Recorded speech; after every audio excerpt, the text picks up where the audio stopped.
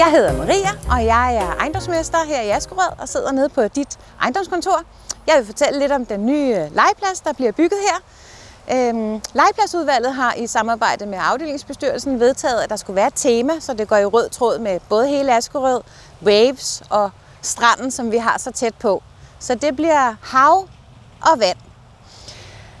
Der bliver bygget en stor legeplads her på et blåt gummiunderlag, som ikke bare er for, at børnene ikke skal falde og slå sig. Det er også motorisk udfordrende, da der er store bølger på, så man kan hoppe rundt. Der kommer nogle surfboards med vippefjeder. Der kommer et stort sørøverskib med en lille rutsjebane, en klatregang, så børnene har mulighed for at lege parallelleje, og nogen kan lege under, og nogen kan lege over. Der kommer et stort fyrtårn på lidt over 5 meter højt, også med en stor rutsjebane og en klatrevæg. Og bagved mig får vi en kæmpe svævebane på lidt over 30 meter, som bare giver sus i maven.